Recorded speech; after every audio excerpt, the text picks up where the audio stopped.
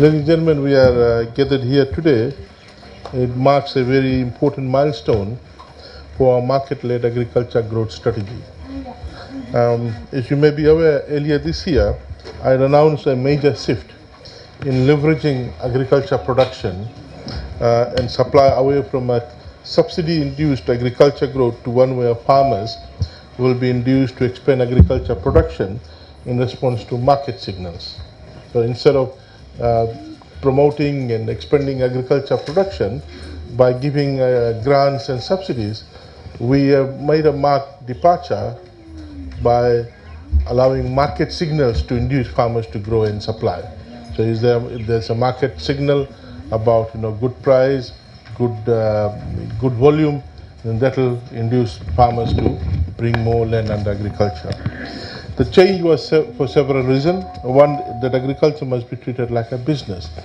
So you don't have businesses like the corner shop here getting subsidies to expand or convert a small corner shop into a supermarket.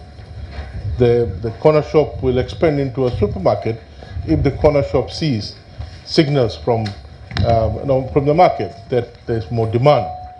So then the corner shop will become a supermarket. Then one supermarket will be part of a chain of supermarkets. So that's how small corner shops, daily shops, expand into leading supermarket chains. So that's how we want to treat agriculture. We want to treat agriculture like a business. The other reason is that subsidies or subsidy-induced agriculture will attract inefficient farmers and land under production, which will not be able to compete in open competitive market. So when you give, let's say, land preparation total grant zero, no cost. So what will happen? Farmers will bring in those land which was not good or seen to be good for agriculture production into production. So if you bring in marginal land under agriculture production, your productivity will be low. So, and then you will also attract, because of subsidies, because of grants, you will attract farmers who otherwise, in a pure competitive market, did not see themselves as a good farmer and therefore didn't want to do a farming. So when you provide subsidies, grants, then you will attract these inefficient farmers. So what will happen is that because they are not efficient, or because the land is not very productive and it is now brought under production, your productivity will be low and you will not be able to survive in a competitive market. So by giving subsidies and grant and solving one problem, create another problem where farmers will say, look, I can't survive in this market, I can't compete, so give us a price subsidy. Now here you're giving input subsidy, and then created another problem. You might have to give a price subsidy, output price subsidy. Again, throughout the world, subsidies have never been sustainable. Then we have the other reason is that a subsidy-induced agriculture would perpetuate dependent agriculture. So you give subsidy once, next year again they last continuously. So you are creating a dependent agriculture. But if you read the literature, if you see throughout the world, subsidies are supposed to be temporary. It is always supposed to be temporary.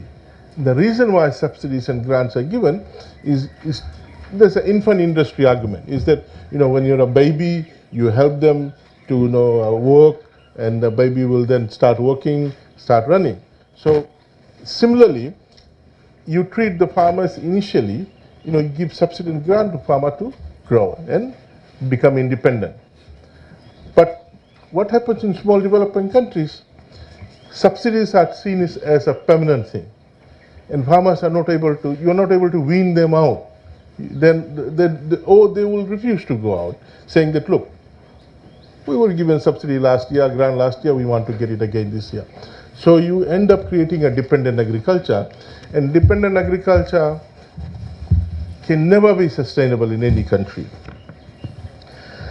And lastly, subsidies or subsidy-induced agriculture will create an uneven playing field. So you got some farmers who get subsidy and some hard-working farmers who are not getting subsidy. They compete hard, and then they'll say, look, this farmer is selling at a lower price because he's getting a subsidy.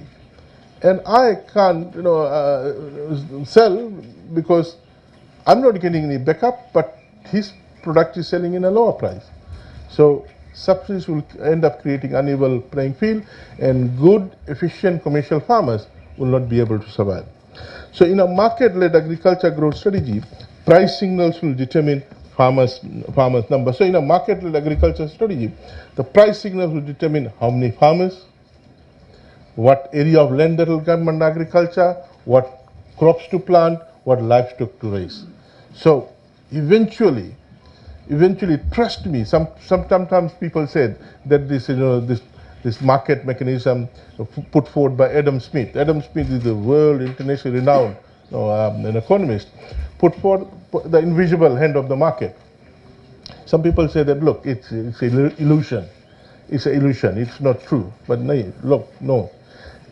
Truly, the end of the day, the market determines the price. Market determines who will be in the agriculture or in the business. The market will determine. Simple. And if you think for a second, then you will really understand that yes, go to a market, Nursery market. There are a large number of cabbage farmers selling cabbage, right? And then we all go and wanting to buy cabbage. So it's a kind of a competitive market. So the demand and supply will determine what the price of the cabbage would be. So this agriculture strategy will ensure we meet national vision for agriculture output, ensure we are competitive in both local and external markets, and furthermore, provide good returns to all those who are engaged in production process. So agriculture entrepreneurs will make good profit, landowners will get good rent, labor will get good wage rates, financial institutions will get good interest rates, so everyone, labor will get good wage rates, so everyone will benefit. So if you have a commercial agriculture system and the agriculture sector is growing, so all those who are participating in that will benefit. The laborers who participate, they'll get good wage rate. Landowners who are giving out that land, they'll get good rent. Financial institutions who give you loan, they'll get good interest rates, right? All those laborers, they'll get good wages.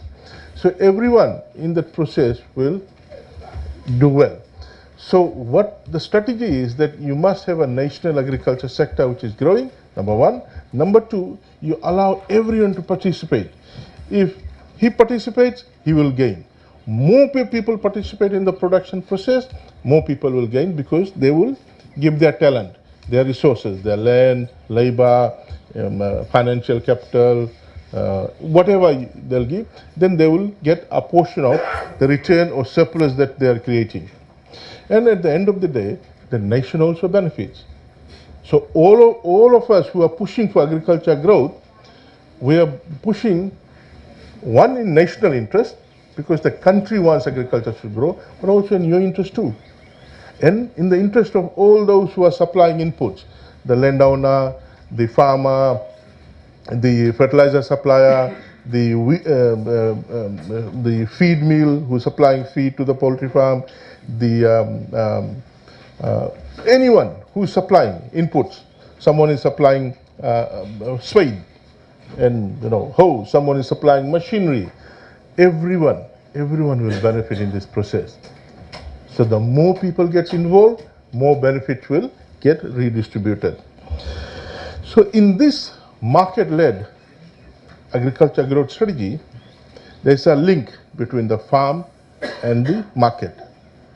A number of links. Invisible link is phone, IT system. We want to develop apps that link the farmer to the market. A visible link is road, farm access road. Every farmer wants to ensure that you are able to link your farm to the market. Now, for a small farmer, 1 acre, quarter acre, etc., you can get your cassava or dalo. You probably can walk maybe half a kilometer to the market. But for large commercial farmer that we are promoting, you cannot do that. You can't use even 1 horse or 2 horse. You need trucks to go to your farm, pick up the produce. Not only that, you need machinery to go to your farm, tractor to go and plow, right? Land clearing equipment to go to your farm. But if there's no road, how can the machinery go? Or if there's no road, how can the truck go and pick up?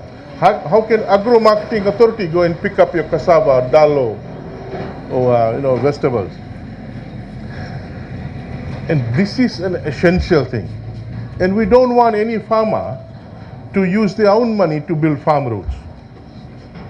We will do it. We will do it. And today we want to make this announcement that we want to do all farm roads in this country. Today we are announcing that in phase one, we will do a total of 114 kilometers of farm roads. In the Eastern Division, we'll do 41 kilometer. In the Central Division, we'll do 18.5 kilometer. In the Northern Division, we'll do 362. In the Northern Division, we'll do 37.5 kilometer. And in the Western Division, we'll do 17 kilometer, a total of 114 kilometer. So this will cost us close to $300,000, and we want to assure you that we will begin this work post January 1st, and we will, in phase one, we will do this 114 kilometers of farm access road using our own machinery. Smart way of doing it. For 1 kilometer of farm road, if you give it out to a contractor, it will cost you $40,000. I can't do 114 kilometer, but Director of Finance is here, PS is here, who controls the wallet of the ministry. We just can't afford to spend that amount of money with that amount of fat in there. Smartly, what we want to do is we will use our own machinery. You can see the caterpillar there. You can see the dump truck. The dump truck there? Yeah. Yes. Okay. We'll use our own machinery. We have got consent from landowners around that area where we want to do the road to clear their waterway. A lot of waterways are clogged up. You must have seen the advertisement we put out in papers. We need to clear the waterway so that water can flow and the water doesn't spill over to and threaten your farm or your village houses or your infrastructure. And we'll use that gravel on the farm road. We'll do the drainage as well. So the announcement today will bring a big relief to farmers throughout Fiji, and we want to assure you that this is only end here. This 140 kilometers is not all that is needed. This is phase one.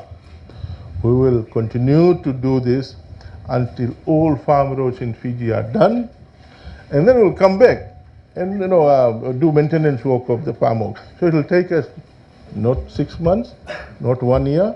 It might take us at least 2 years to do all farm roads, and then we'll come back and do maintenance work.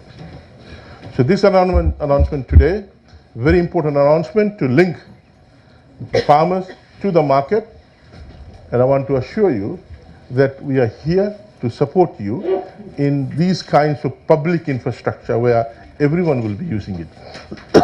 We're not doing individual driveways, etc., but we're doing to enhance and support you in getting into commercial agriculture production. Thank you, Naka. Naka.